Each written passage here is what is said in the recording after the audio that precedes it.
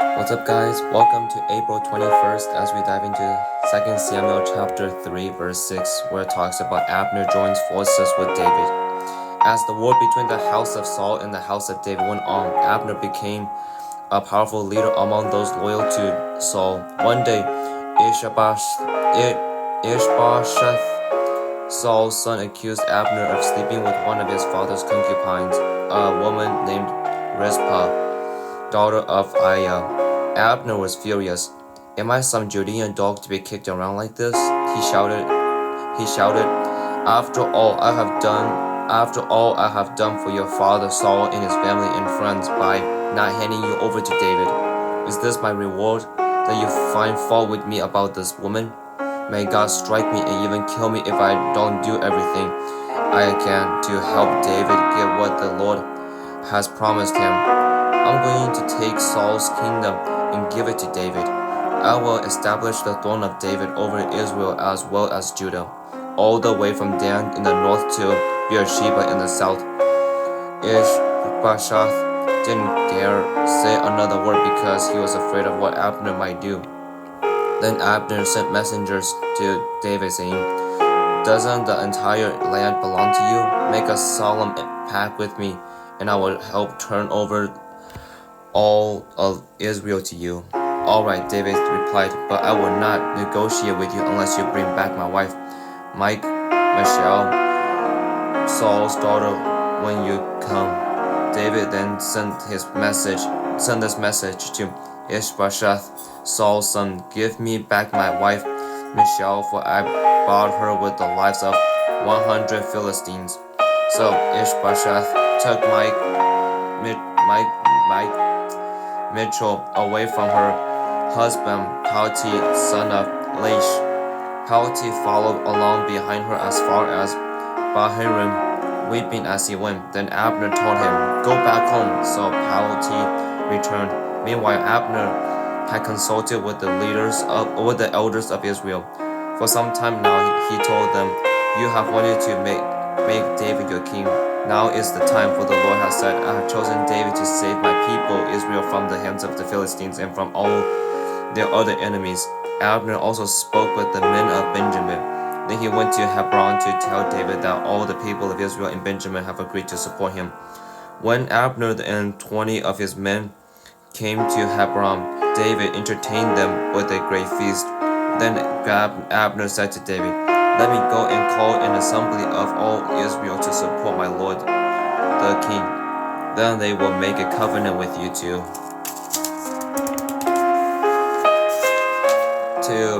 make you their king, and you will rule over everything your heart desires." So David sent Abner safely on his way.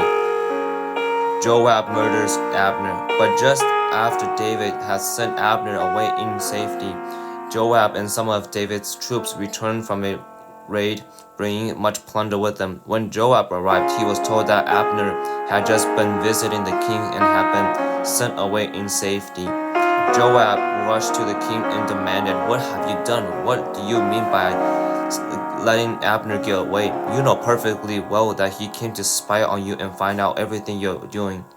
Joab then left David and sent messengers to catch up with Abner, asking him to return. They found him at the well of Sirah and brought him back, though David knew nothing about it. When Abner arrived back to Hebron, Joab took him aside on the gateway as if to speak with him privately. Then he stabbed Abner in the stomach and kicked him in revenge for killing his brother Asahel. When David heard about it, he declared, "I vow by the Lord that I and my kingdom are forever innocent of this crime against Abner, son of Ner. Joab and his family are the guilty ones. May the family of Joab be cursed in every generation with a man who has open sores of leprosy, or who walks on crutches, or dies by the sword, or begs for food."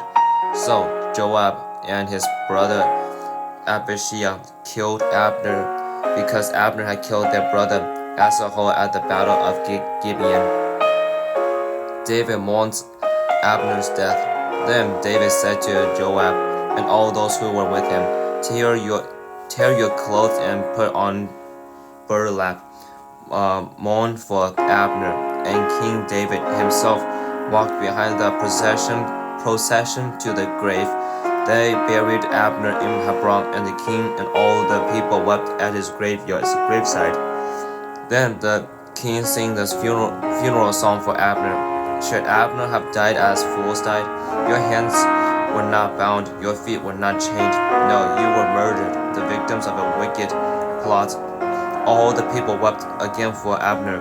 David had refused to eat anything on the day of the funeral, and now everyone begs him to eat. But David had made a vow, saying, "May God strike me, even kill me, if I eat anything before sundown." This pleased the people very much. In fact, everything the king did pleased them. So everyone in Judah and all Israel understood that David was not responsible for Abner's murder. Then King David said to his officials, "Don't you realize that a great commander has fallen today in Israel? And even though I am the anointed king, these two sons of Zeruiah, Joab and Abishai, are too strong for me to control. So may the Lord repay these evil men for their evil deeds." 2 Samuel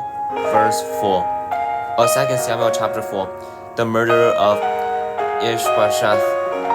When Ishbosheth, Saul's son, heard about Abner's death at Hebron, he lost all courage, and all Israel became paralyzed with fear. Now there were two brothers, Baanah and Rechab, who were captains of Ishbosheth's raiding parties. They were sons of Ribmam, a member of the tribe of Benjamin, who lived in Beeroth.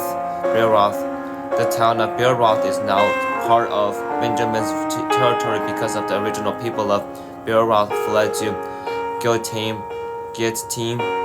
where they still lived as foreigners. One day,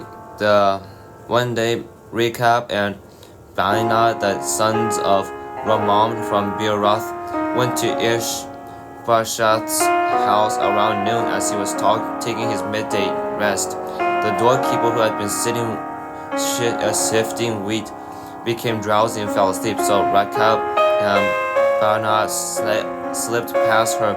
They went into the house and found Ishbosheth sleeping on his bed. They struck and killed him and cut off his head. Then, taking his head with them, they fled across the Jordan Valley through the night.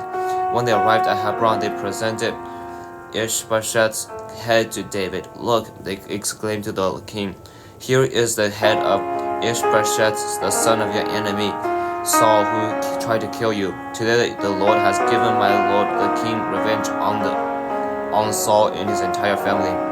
But David said to Rechab and Baanah, "The Lord who saves me from all my enemies is my witness. Someone once told me Saul is dead, thinking he was bringing me good news, and I seized him and killed him at Ziklag. That's the reward I gave him for his news. How much more should I reward evil men who have killed an innocent man in his own house and on his own bed? Shouldn't I hold you responsible for his blood and rid the earth of you?" So David ordered his young men to kill them, and they did. They cut off their hands and feet and hung their bodies beside the pool in Hebron. Then they took Ishbosheth's head and buried it in Abner's tomb in Hebron. And so that's the end for today. Today is a much shorter day, which I'm somewhat grateful for. But there's a lot of hard things that just happened. First, Abner sleeping with Saul's concubine. That obviously did not please Ishbosheth. And so with that, it's like the interesting thing about Abner and Ishbosheth is that when Ishbosheth point out Abner's issues, Abner turned upon him, and then decided to join David because Ishbosheth decided to point out his sins against Saul's family. And so with that being said, sometimes it's easy for us, not sometimes, I feel like at a consistent rate, it's like where somebody points out when we have really great friends who point out, who try to help hold us accountable for the things that we have done wrong. Before them, we are great friends with them, and like we love them and cherish them for who they are. But whenever they bring up an issue that they are concerned about, or like they told us that we have sinned in each one way or another, we tend to turn against our friend and say like, you are a terrible person, I hate you, you are no good, that you are no friend of mine. It shows a lot of lack of maturity from us when it comes to receiving critics. Instead of receiving critics as like something to grow in, we decide to take it as something that's offensive to us, and how we're done. Like it didn't really matter if we did it or not, because if we have been friends with them for a long time, we will think that like, oh, they'll let us pass. But it's like, no, you're not getting away for it. Going about sleeping with Saul's former concubine. Even though Saul is dead, I'm not really understanding why. Ishbosheth has such a problem against Abner, who was sleeping with his father, who was dead by then, his concubine and stuff. But it's just to show like how Abner can reflect all of our characters sometimes. Whenever somebody who really cares about us, or somebody who we're having such a close relationship with, points out an issue on us, we decide to overreact. We decided to make them look like the bad person instead of reflecting on why it's making us angry, and why we have done what we have done and stuff. And it's kind of sad that David kind of like didn't really address that issue. He just kind of like accepted Abner for his goals, which is to hand over Israel to David.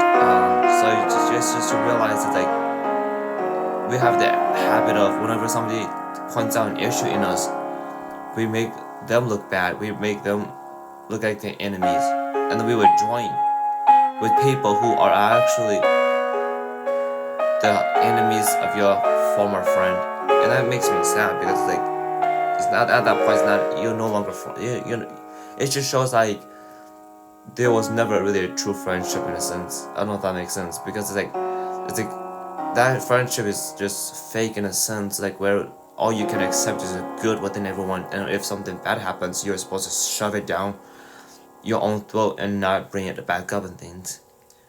But like for me, it's like true friends are the ones, like there's somebody who really cares and loves their friends and family, are the ones who point out the issues, but not only pointing out the issues, but have the courage to speak up to them about what bothers them, so that in hopes that you will hope that your friend changes, instead of like Abner, who took instead of changing, he just hated Ishbosheth even more.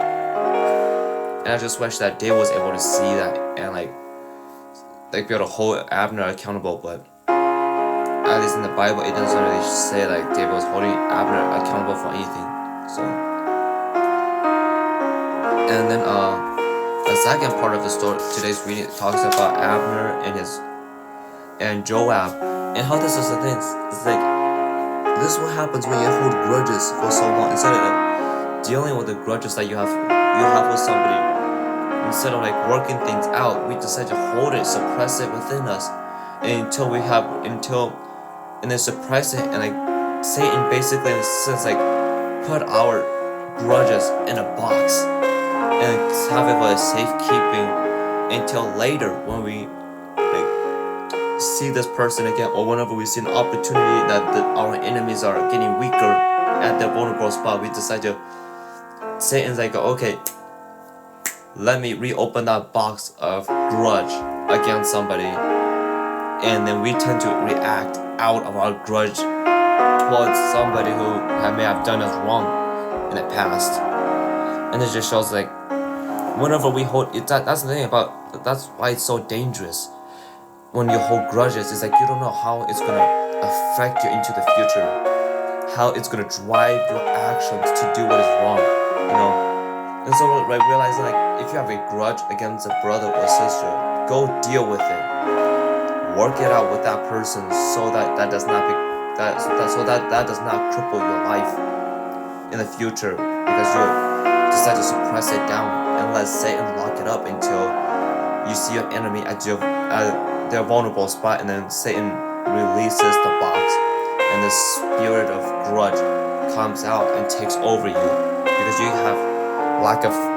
did not heal from the grudges, from the past hurt with this person in a healthy way. So it brings back a lot of painful memories, which we can react out of hatred and like despise towards somebody. And so like realizing, yeah, like go and deal with your issues so it does not become a problem in the future.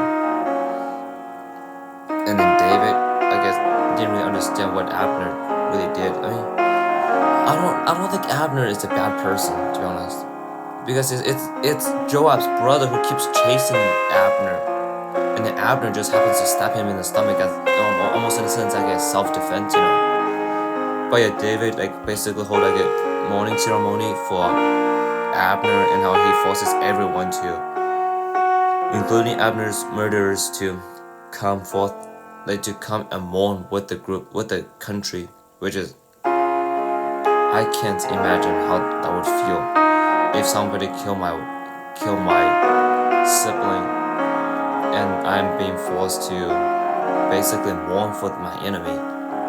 I don't know how I would have been able to sit with that and stuff. It's challenging, but it's all about doing what the society does not expect. Society does not expect you to go mourn for your enemies. They expect you to hate your enemies and to kill your enemies and not really like honor them in any way.